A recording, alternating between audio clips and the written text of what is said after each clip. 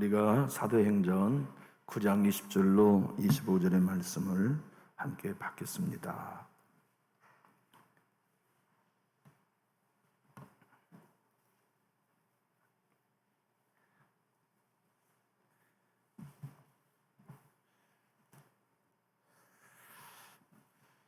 사도행전 9장 20절 말씀입니다.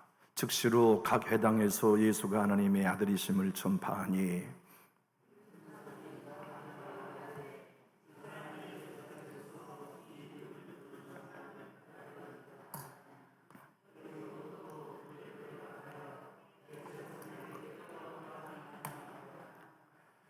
사울은 힘을 더 얻어 예수를 그리스도라 증언하여 다메섹에 사는 유대인들을 당혹하게 하니라.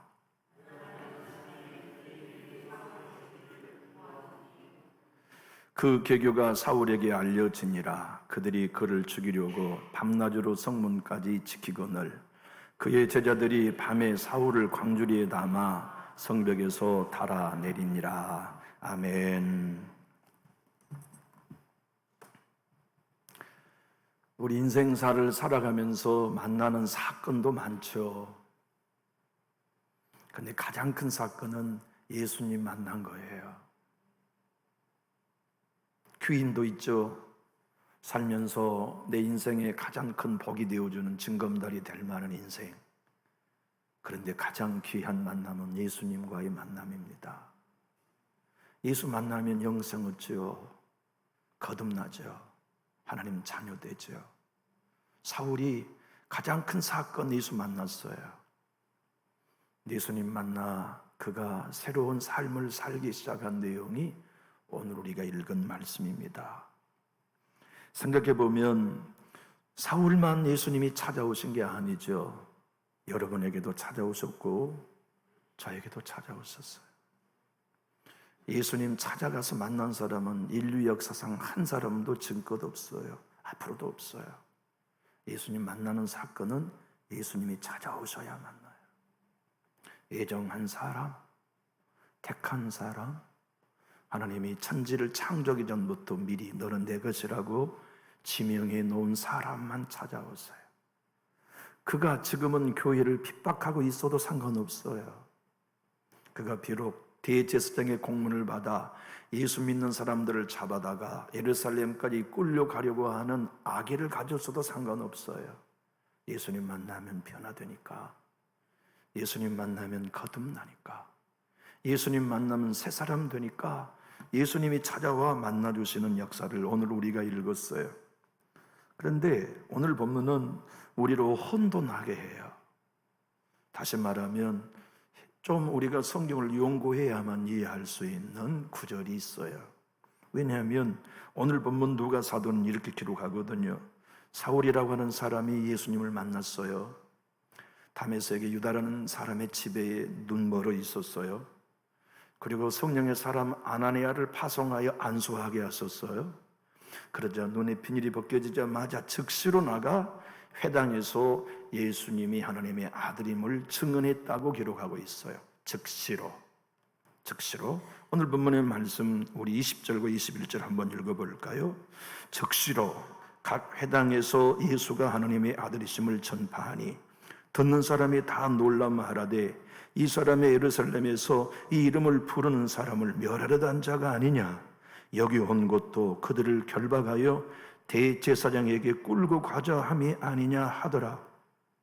1년 있다가 예수 복음 증거했다고요? 즉시였다고요? 즉시로. 그런데 갈라디아서를 보면 사도 바울의 고백이 달라요. 갈라디아서 1장을 보면 사도 바울이 예수님을 만나서 3년 동안 아라비아 사막이 있었대요. 그럼 오늘 이 두 구절이 충돌하잖아요. 우리는 성경은 오류가 없다는 걸 아니까 여기에 분명한 해석이 필요한 거예요. 사도 바울이 직접 갈라디아 교회 성도들에게 한 간증에는 내가 다메섹에서 예수님을 만나 예루살렘에 가 사도들을 만나지 않고 아라비아 사막에 가서 3년 동안 예수님과 함께 신학 공부했다. 다른 제자들은 살아계신 예수님과 3년 동거했다면 나는 부활하신 예수님과 광야에서 3년 동거했다는 간증을 했거든요. 참 신비로워요.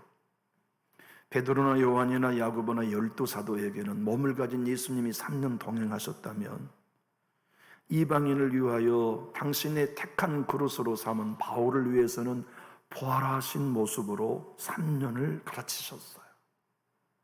아마 사도 바울에게 주님이 더 많은 걸 가르치셨을 것 같아요. 몸으로 계실 때 12제자 하나하나 살피고 수많은 병든 자와 사건과 사고 속에 갈등하는 우리 예수님의 사역이 이 땅에 몸을 가진 사역이셨다면 광야에서 사울이라는 청년과 함께 3년 동안 말씀을 가르칠 때에는 조촉받지 않으셨겠죠. 방해받은 일도 없으셨을 거예요.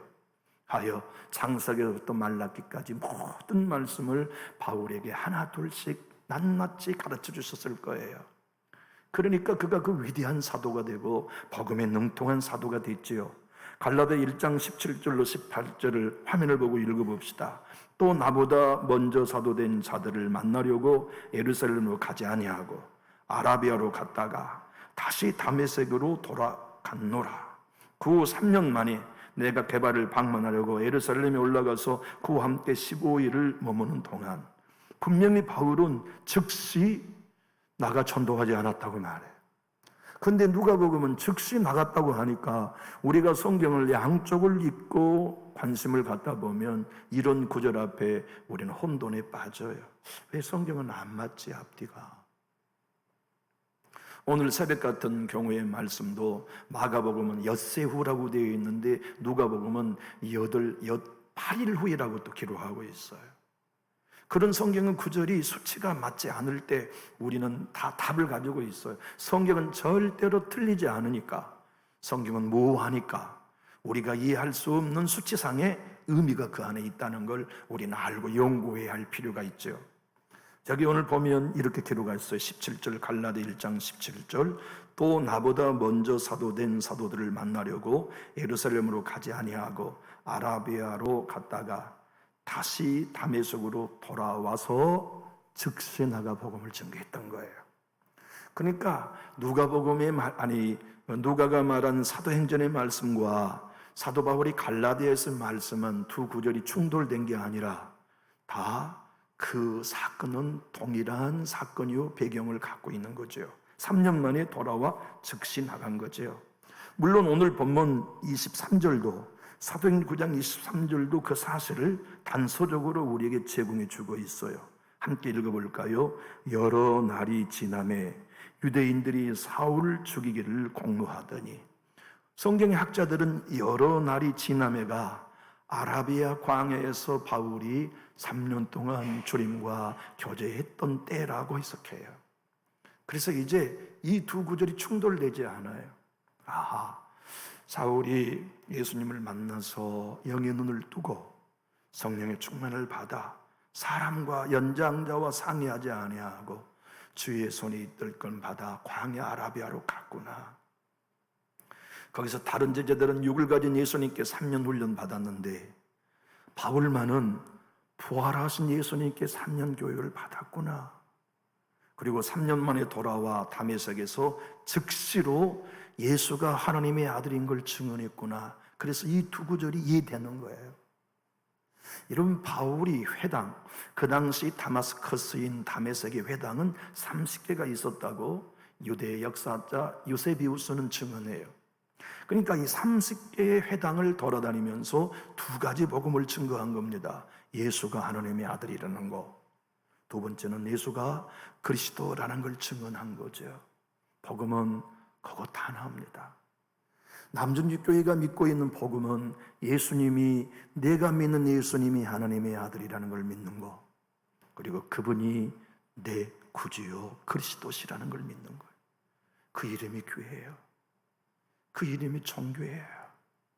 다른 사람들에게는 먹고 버려진 콜라의 캔 깡통 정도로 예수 이름을 여기지만 우리에게는 내 생명보다 귀한 이름이 예수 이름이에요. 우리에게는 나의 모든 것들 되시는 이름이 예수님의 이름이시죠. 찰스 윈돌은 사도행전 그의 책에서 이렇게 표현합니다.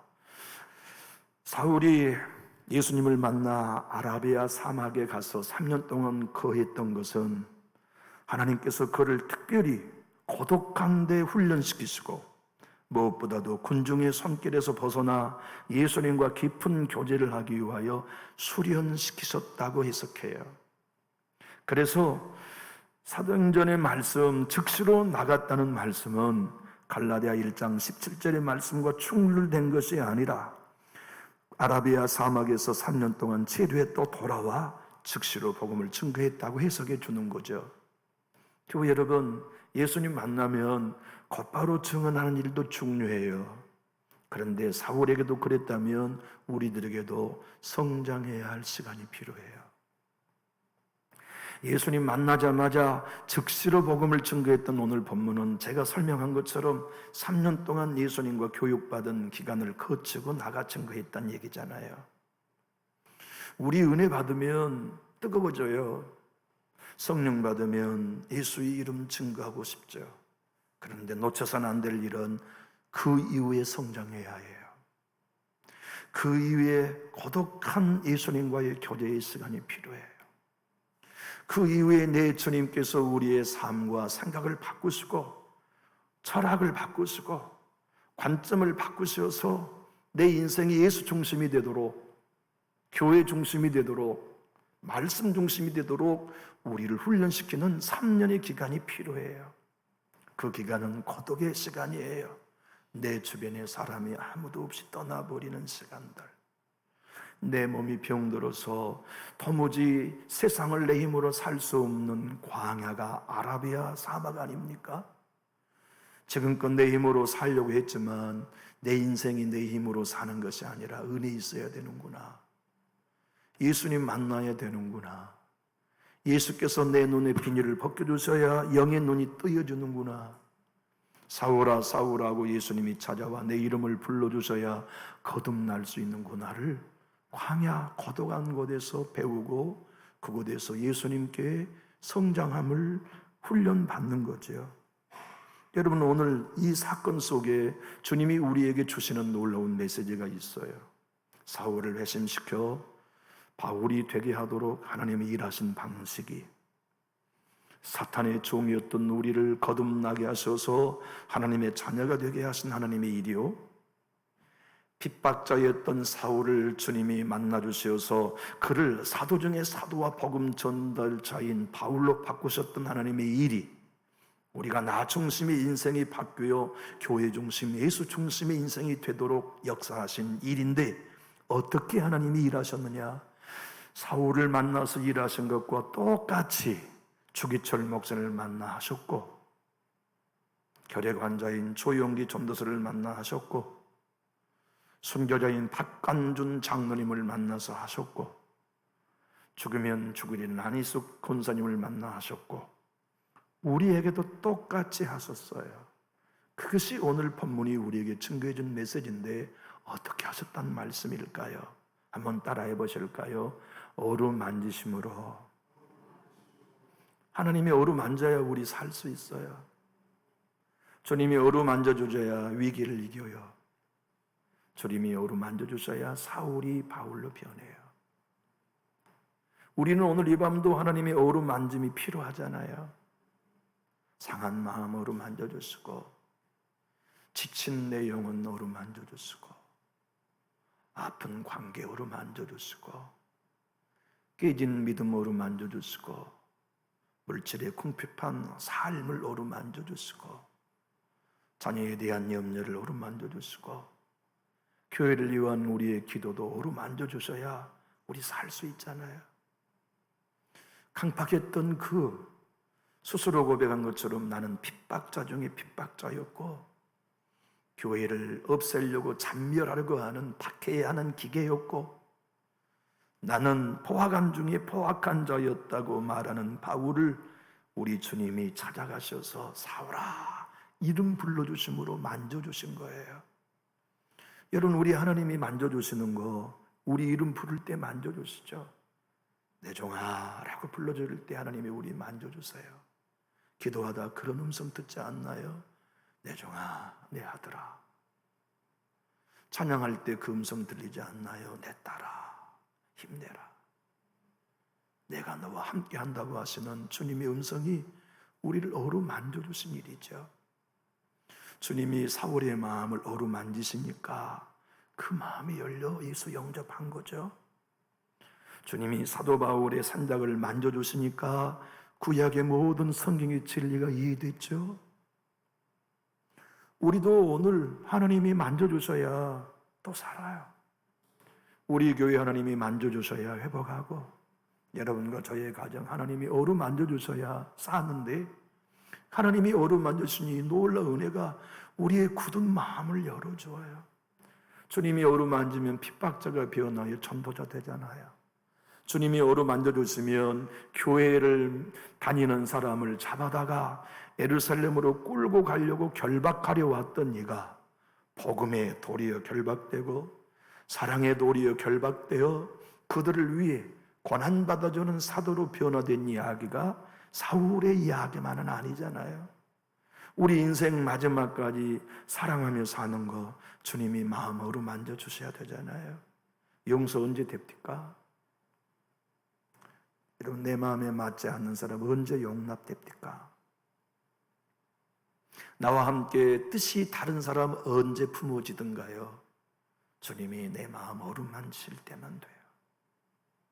말씀으로 어루만져주시고, 꿈으로 어루만져주시고, 사람의 전화와 카톡으로 어루만져주시고, 설교를 통해 어루만져주셔야 우리 승리할 수 있죠. 사도 바울은 즉시로 복음을 증거할 때 오늘 본문 20절은 즉시로 각 회당에서 예수가 하나님의 아들이심을 전파했다. 그리고 20절은 이렇게 기록하고 있어요. 20절 말씀, 22절 말씀 한번 읽어볼까요? 22절 시작. 사울은 힘을 더 얻어 예수를 그리스도라 증언하여 담에게 사는 유대인들을 당혹해 하니라. 바울이 전한 복음은 딱 두 개입니다. 예수는 하나님의 아들이요 그리스도다. 그런데 이 고백이 마태복음 16장 16절 우리가 잘 아는 것처럼 베드로의 고백과 내용이 똑같아요. 예수는 하나님의 아들이요 그리스도라는 이야기를 마태복음 16장 16절은 시몬 베드로가 대답하여 이르되 주는 그리스도시요 살아계신 하나님의 아들이니시다. 복음은 언제나 같아요. 예수님이 우리에게 이 땅에 주시는 복음, 베드로가 전했던 복음, 바울이 전했던 복음은 남준적 교회가 그대로 가감없이 갔는데, 우리 교회가 붙들고 구원받고 어루만져 주시는 복음은 예수는 하나님의 아들이다. 내 기도를 들으시고 나의 구주가 되시는 그분은 하나님의 아들이시고 그분은 나와 인류의 그리스도이심을 믿는 그 믿음이 주님이 우리를 어루만져 주시는 복음입니다. 요한 사도는 요한복음을 기록한 목적을 요한복음 20장 31절에 분명히 딱 하나로 설명했어요. 그것이 뭐냐면 예수님이 하나님의 아들이며 그리스도임을 너희로 믿게 하려고. 왜냐? 예수가 하나님의 아들이는 걸 믿어야, 예수가 하나님의 그리스도임을 믿어야 영생을 얻을 수 있기 때문에. 여러분, 위대한 사건 예수님 믿는 거고 위대한 만남 예수님 만난 거라고 했다면 왜 그렇습니까? 그분이 하나님의 아들이며 그리스도이므로 그분 만나면 영생 얻어요. 여러분, 예수님 만나고 예수님 경험했다면 여러분과 저에게 영생이 있음을 확신할 수 있기를 축복합니다. 그래서 요한복음 20장 31절 한번 읽어봅시다. 오직 이것을 기록함은 너희로 예수께서 하나님의 아들 그리스도이심을 믿게 하려 하며 또 너희로 믿고 그 이름을 힘입어 생명을 얻게 하려 함이니라. 여러분, 바울이 나가서 즉시로 복음을 증거하자마자 유대인들은 당혹했어요. 아니, 이 사람 예루살렘에서 대제사장에게 공문을 받아가지고 예수 믿는 사람들을 잡아다가 잔멸하라고 온 사람 아니요? 그런데 이 사람이 지금 그 예수의 이름을 증거하고 있다니 이게 도대체 어떻게 된 일이요? 그들 모두가 당황했어요. 당혹했어요. 더 놀라운 것은 오늘 21절의 말씀 우리 한번 읽어볼까요? 시작. 듣는 사람이 다 놀라 말하되 이 사람이 예루살렘에서 이 이름을 부르는 사람을 멸하려던 자가 아니냐? 내가 온 것도 그들을 결박하여 대제사장들에게 끌고 가고자 함이 아니냐 하더라. 여러분, 이 멸하다는 헬라의 원어가요, 쑥대밭을 만든다는 뜻이에요. 교회를 쑥대밭 만들려고 왔던 사람을 예수님이 어루만져가지고 교회를 위한 사도가 되게 해주신 거예요. 이게 우리 얘기 아닙니까? 예수 없이 쑥대밭 인생으로 살던 우리를 예수님이 만나주셔서 주님 이름 부르게 하시고 예수 하나님의 아들이신 것과 그리스도임을 고백하게 하시고 여기 21절에 그 이름을 부르는 사람, 이 부르다는 게 히브리인들에게는 신앙 고백이라는 의미예요. 여러분 21절을 제가 이렇게 읽어보면 그 문맥이 맞는가 틀린가 한번 판단해 주세요. 21절을 제가 한번 고쳐서 읽어볼게요. 듣는 사람이 다 놀라 말하되 이 사람이 예루살렘에서 이 이름을 믿는 사람을 멸하던 자가 아니냐. 여러분 어울려요? 안 어울려요? 훨씬 더 어울리죠. 예수를 믿는 사람들을 멸하라고 했다는 말이 훨씬 더 어울리는 얘기예요. 그런데 그 이름을 부르는 자라고 말하는 이유는 이게 유대인들의 관용구이기 때문에 그래요. 유대인의 관용구는 예수를 믿는다는 단어보다 더 강하게 예수를 믿는다는 뜻이 예수 이름을 부른다는 뜻이에요. 그러니까 소경 바디메오가 다윗 자손 예수여라고 부른 거예요.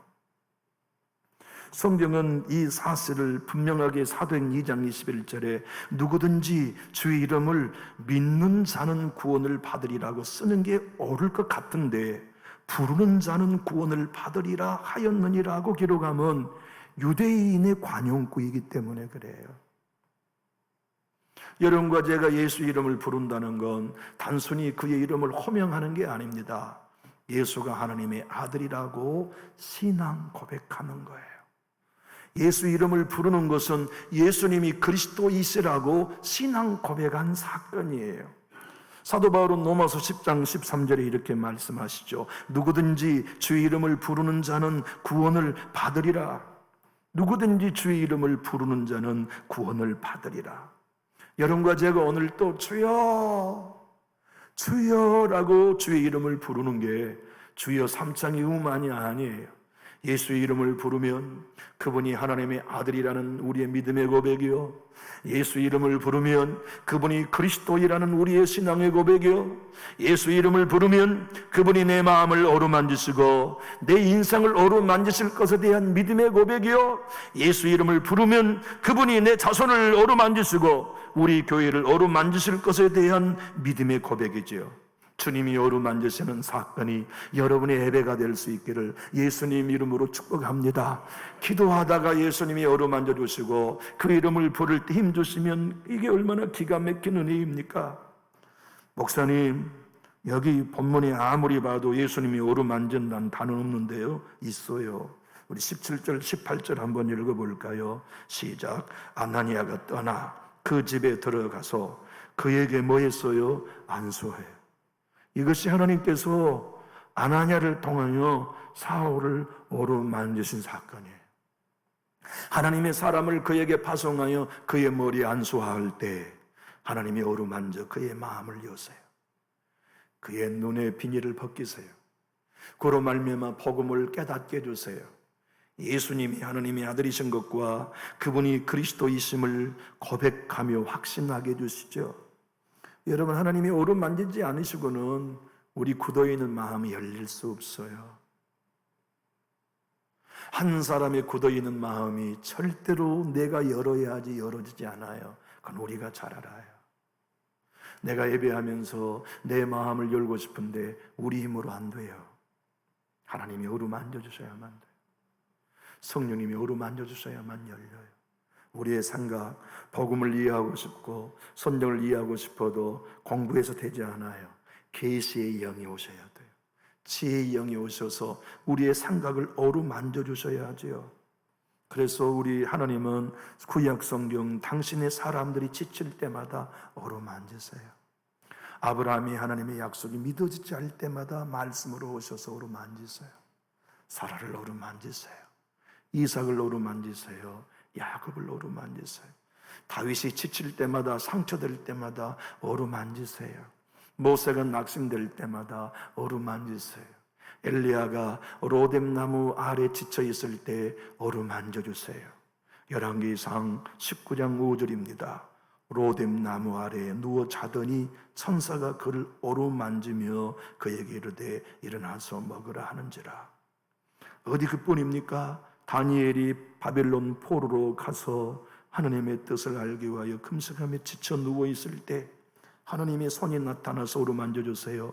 다니엘 10장 10절입니다. 한 손이 있어 나를 어루만지기로 내가 떨었더니 그가 내 무릎과 손바닥이 땅에 닿게 일으키시고 일어나라 다니엘아. 다니엘 스스로 일어나고 싶은 마음이 왜 없었겠어요? 그런데 안 돼요. 하나님이 어루만져 주셔야 일어나요. 하나님이 어루만져 주셔야 기도의 자리에 다시 설 수 있어요. 하나님이 어루만져 주시고 내 주님이 소경 바디메오를 만져 주셨듯이 열병이 걸렸던 베드로의 장모의 손을 잡고 만져 주셨듯이 중풍병자를 우리 주님이 만져 주셨듯이 사울을 만져 주셨듯이 우리를 어루만져 주셔야 우리 살 수 있어요. 우리 예배는 내 주님이 나 어루만져 주시라고 마음 내놓는 자리죠. 우리의 기도 내 문제 내놓고 주님이 어루만져 주세요. 우리 자녀들 하나님 어루만져 주세요. 우리 교회 하나님 어루만져 주세요가 우리 기도 아닙니까? 게리 체프먼이라고 하는 유명한 하나님의 사람이 있어요. 그는 하나님의 사용하는 사랑의 언어, 우리 예수님이 사용하신 사랑의 언어는 만져줍니다고 설명했어요. 여러분, 자식을 만나면 어때요? 만지고 싶잖아요. 눈물 흘리는 자식 내버려 두는 부모가 어디 있어요? 어루만져주시며 쓰다 맞추는 거 아니에요. 하나님의 사랑은 우리를 어루만지세요. 물끄러미 바라보지 않으세요. 그 어루만지심이 우리를 살려요. 아라비아의 광야에 홀로 남은 사울을 하나님이 어루만지세요. 그의 생각을 어루만지세요. 그의 삶을 어루만지세요. 그의 고집을 어루만지세요. 그의 자랑을 어루만지세요. 그의 스펙을 어루만지세요. 주님이 어루만져 광야에서 깨닫는 것은 난 아무것도 아니구나. 내가 여기까지 온 것이 주의 은혜였구나. 내가 가말리엘 문화에 공부한 것 대단한 것도 아니구나. 그 모든 건 배설물에 지나지 않구나. 내가 나된 것은 하나님의 은혜로 된 것을 어루만짐을 받는 사람들이 하는 고백이에요. 여러분과 제가 하나님이 어루만지고 계시는가는 금방 알 수 있어요. 목사인 저를 하나님이 만지고 계시다면 내가 한 건 아무것도 없습니다. 이 고백이 내 것 돼요. 나의 나된 것은 하나님의 은혜가 제가 하나님의 어루만지심을 받고 있는 증거이고 여러분도 똑같아요. 성도 여러분 만나 대화해 보면 이분이 하나님의 어루만짐 속에 있는지 아닌지 금방 알아요. 하나님의 어루만짐 속에 있는 사람은 목사님 내가 한 거 아무것도 없어요. 나는 하야할 일을 한 것뿐이에요. 나의 나된 것은 하나님의 은혜요라의 고백이 어루만짐 받는 성도들의 고백이에요. 그래서 사도 바울은 자기의 모든 삶이 다 하나님의 은혜로 된 것을 고백하고 우리 주님이 도우시고 인도하시고 택증하신 은혜 때문에 내가 사도된 것을 고백할 수 있었어요. 한번 따라해 볼까요? 사도 중에 가장 작은 자, 성도 중에 가장 작은 자, 교회를 핍박했던 자, 그것이 어루만짐 받는 바울의 일생의 자아의식이었어요. 여러분, 우리가 교회에 좀 충성한다 하여도 우리 높아지지 말아요. 우리가 남보다 좀 더 헌신한다 하여도 우리 크게 생각하지 말아요. 주님이 우리를 만져줘야 살 수 있고 은혜 주셔야 살 수 있다는 고백은 언제나 나는 은혜로 삽니다. 주님의 은혜가 나를 여기까지 오게 했습니다.